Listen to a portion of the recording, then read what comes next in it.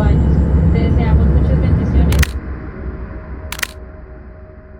What's going on up there could be the most important event in history. You're talking about physical contact and proof from another system, another planet, another intelligence. That's got to be the biggest event in history, period. Within the heat of the Nevada desert is a place shrouded in mystery, where truth and fiction bleed into each other. Hardly anything is known by the common person about this place called Area 51. That is, until today.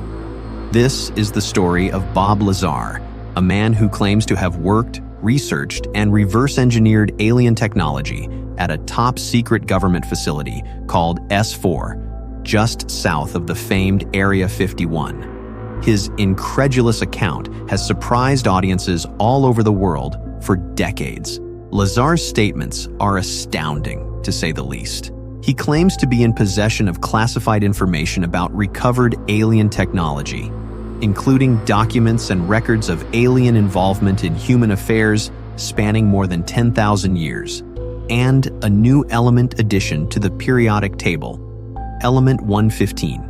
This element, according to him, is the key to the propulsion mechanism used by these extraterrestrial vehicles. They had 9 craft altogether. I only got hands-on with one of them, so I can't really say how the others operated. At one time, and only one time, the bay doors between the hangars were all open, and I could see all the way through. They were all different. There was some paperwork that indicated that this was from the Zeta Reticuli star system. Bob Lazar described in detail his employment at S4, a purported secret underground facility near Area 51, the top-secret military base in a corner of the Nevada test site. Lazar claimed he worked on a retrieval project involving crashed alien spacecraft there. He claimed to have been shown up to 9 crashed or captive flying discs of possible extraterrestrial origin stored in a hangar cut into a mountainside. The craft used an element, 115, that did not exist anywhere on Earth for its gravity-harnessing propulsion and could not possibly have been synthesized on this planet due to its weight. It had to have come from a place where naturally occurring super-heavy elements could be synthesized. He also said that the United States government had obtained about 500 pounds of the element in question from the recovered craft. Lazar spoke about the recovered craft in great detail, including facts about their saucer-shaped design, their use of an anti-gravity propulsion system powered by element 115, which allegedly generates a gravity wave that allows the vehicle to fly and escape visual detection by bending light around it.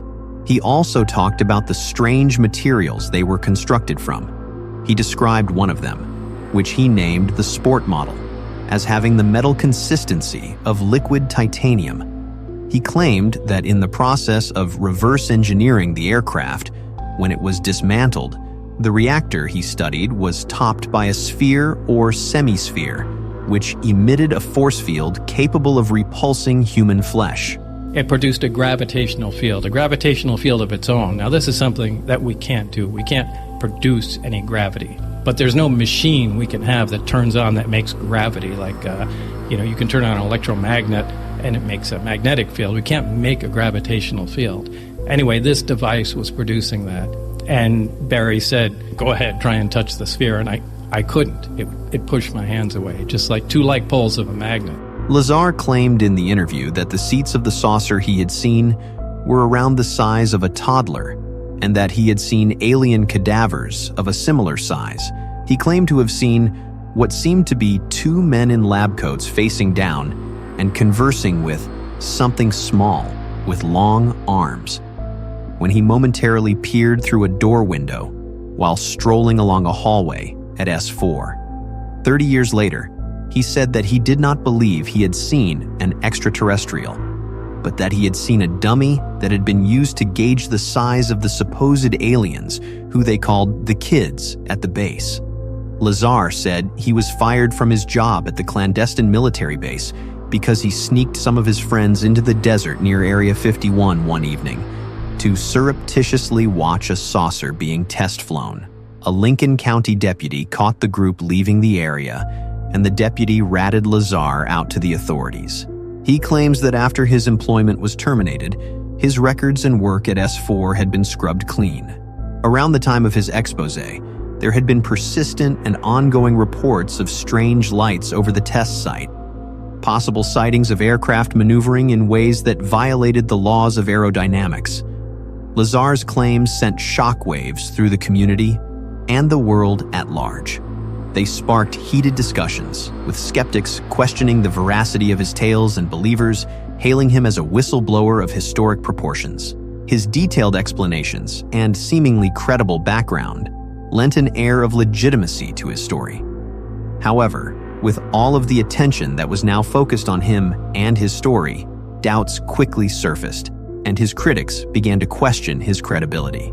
The U.S. Air Force categorically denied the existence of S4 or any program involving the use of recovered alien technology. Lazar's detractors point to discrepancies in his educational background and employment history.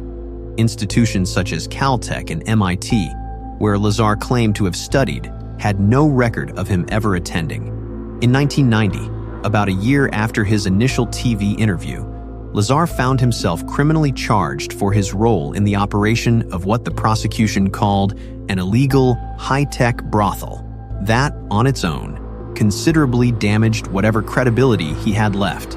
His claims concerning his work history were also debunked. He had said he was a former scientist at Los Alamos National Laboratory, the site of the Manhattan Project.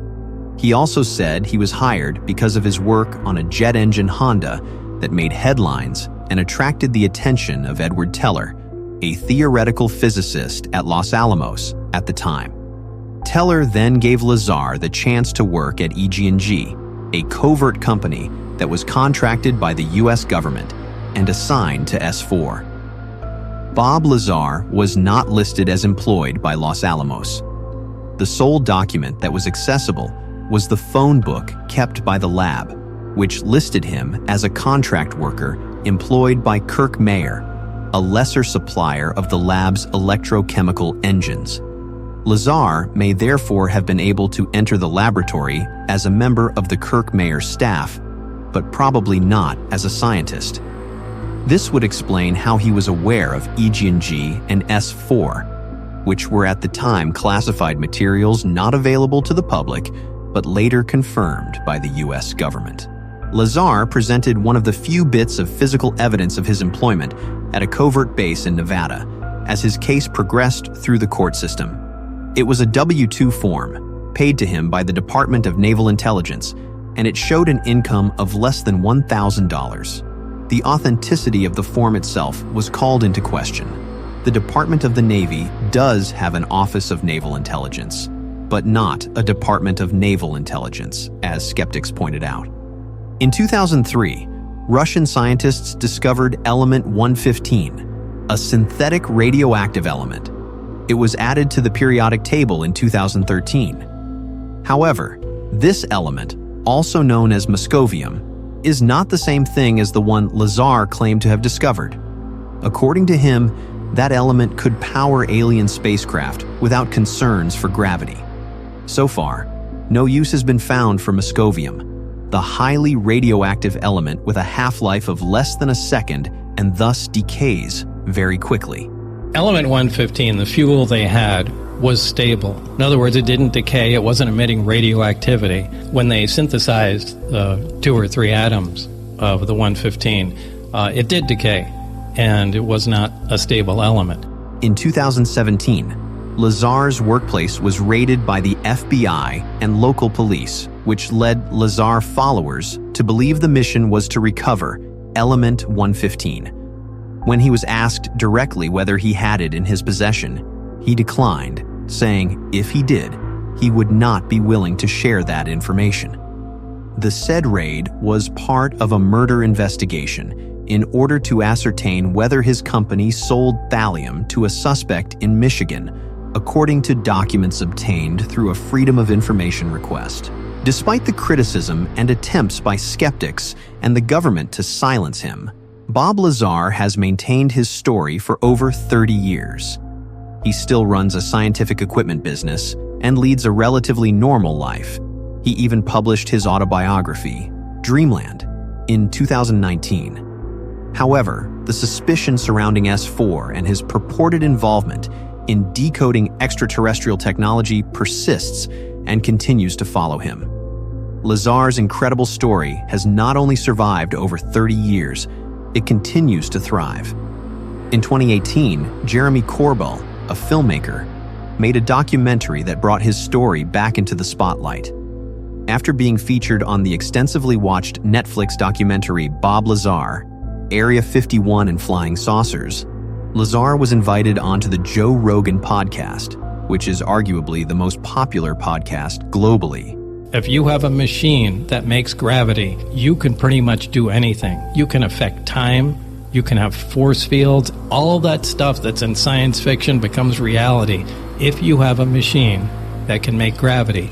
And what we worked on in the desert was a machine that makes gravity. According to the New York Times in 2020, the Unidentified Aerial Phenomenon Task Force, which had been set up to investigate unidentified flying objects and was thought to have been disbanded, was still up and running full operations under the auspices of the Office of Naval Intelligence. This revelation made headlines worldwide, and once again, the possibility of the existence of unidentified aerial phenomena, UAP, has reignited the age-old debate. The implications of Lazar's story are profound. If true, it would mean that the government has been hiding the existence of extraterrestrial life from the public for decades. The government has consistently denied Lazar's claims, stating that he never worked at Area 51 or any other classified facility. They have dismissed his story as mere fiction and have even gone to considerable lengths to discredit him. But if Lazar's claims are false, then why has the government gone to such lengths to silence him? Is the government secretly reverse engineering flying saucers? And if so, why are they hiding it? I believe that the government is hiding something incredibly big and potentially life-changing from us, the people, for their own benefit. Their reaction to Bob's claims hints at guilty behavior as they tried their very best to silence him. If you liked this video and you want to see more amazing content, go ahead and check out the next video on our channel.